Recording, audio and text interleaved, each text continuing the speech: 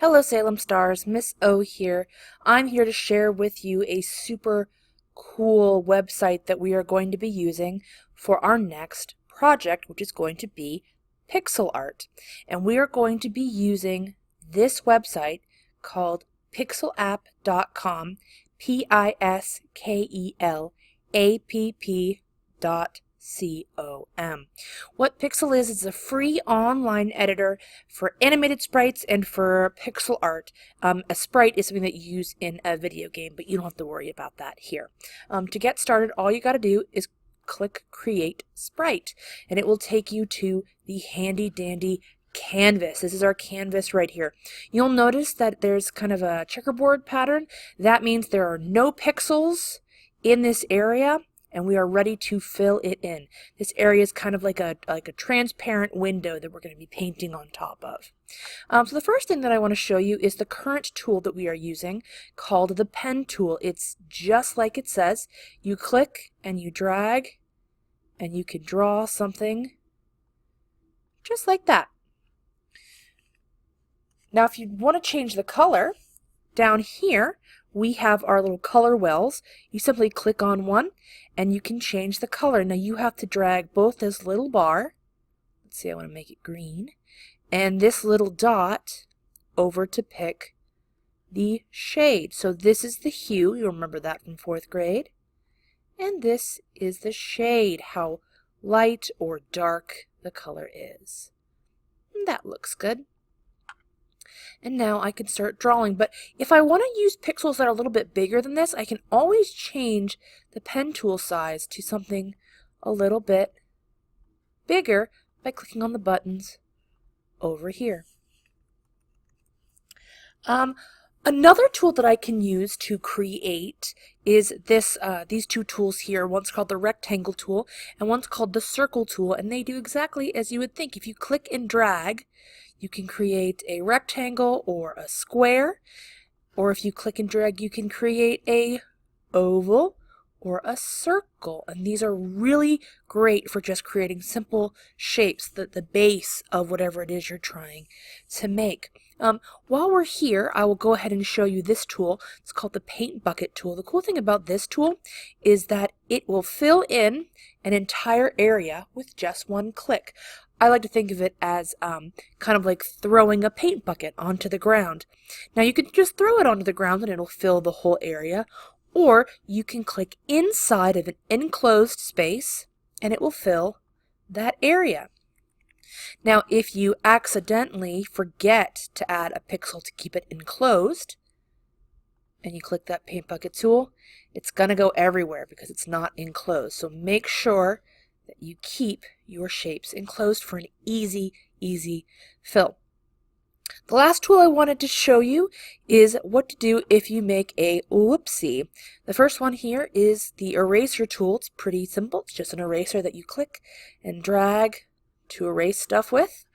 It can be a little bit tedious, but it's great for just getting rid of like one pixel if you want to get rid of it, or you can make it larger with the pen size up here to erase it. You can also use the good old-fashioned Control Z button, and that will also get rid of whatever you last did.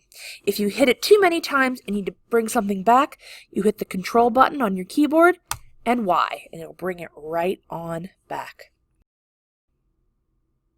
Now let's say that you're completely done with your pixel art, you love your masterpiece, and you're ready to save it for next time. Well, all the way over here on this far bar, we have some buttons, and I want you to click on the floppy disk. And for those of you who don't know, it's just the save button. Make sure you give it a title. Oops. Make sure you give it a title, preferably something descriptive, and make sure you got your name in it. And I want you to save it as a .pixel. This is a special kind of file that will let you bring it back into Pixel later when we want to play around with animation and let it move all around. You can also save it in the browser if you like, but you run the risk if you clear the cache for the whole thing disappear. So I just recommend saving it as a .pixel, and it should download to your Chromebook, and you can even upload it to your Google Drive if you'd like to. You're all done. See you guys next week. Have fun. Go forth. Make pixel art. Make sure it's saved.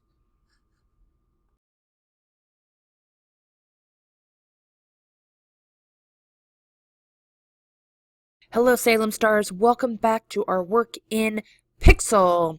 Today we are going to be turning our beautiful pixel arts we made last week into really fun, cool animations. The first thing we're going to do is we are going to import our .pixel files back into the program. So we're going to come all the way over here to our third toolbar. We're going to click on Preferences. Now there's a couple one we have here. So there's Save, which we used last week, Export, which we'll probably use the end of today, and we need to import our file back into the computer. So I'm going to go to my pixel files, and I should be able to bring my pixel art back in. So we're going to replace, hit OK, and here we have my apple that I started working on last week. Pretty cool. So the first thing I want you to see is all the way over here on the side, we have a box with a number 1 in it. So the basics of animation are you have individual still pictures that when played in a sequence show an object or something moving. That's how movies work.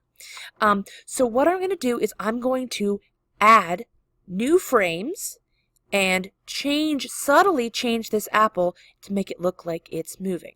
So if I click Add New Frame, if you look over here, suddenly my apple starts disappearing.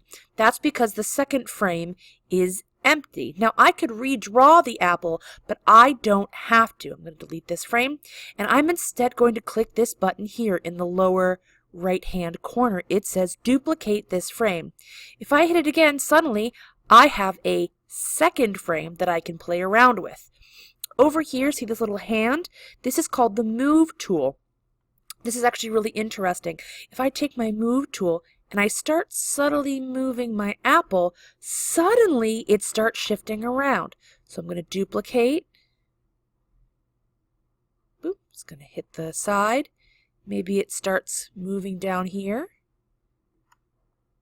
Duplicate the frame. Keep moving. Always duplicate the last frame. Scooch this down. Oh, look how it's starting to move. Duplicate, move it back up. Duplicate, move it back up. And I have an apple that is bouncing around the screen. Pretty cool. There's other ways I can do this too. If I duplicate a frame, I have ways to transform over here. One of my favorite things to do is this rotate button. I'm going to click it, and suddenly my apple starts spinning. Rotate, rotate, and there's my spinning apple. Now I think that's going a little bit fast. I can adjust the speed right underneath my preview with this slider here. So this slider currently says 12 FPS. FPS stands for frames per second. It's going to show 12 frames per 1 Mississippi. That's really fast. I'm going to slow it down to 4, and suddenly it's showing all 4 of my frames in a second. Now it just kind of looks like it's tumbling around. Pretty cool. Last thing I want to show you guys, I'm going to delete these frames, is I'm going to show you how to make it look like your object is disappearing. It's pretty simple. I'm going to go here, duplicate frame. I can use my eraser tool. Maybe I want it to look like somebody took a bite out of my apple. Whoop, looks like somebody's chomping. I'm going to duplicate the last frame. Always duplicate the last frame, never the first frame. Take another chunkola out of here. Now this is a little bit tedious. Oop, oh no, I accidentally deleted some of my apple.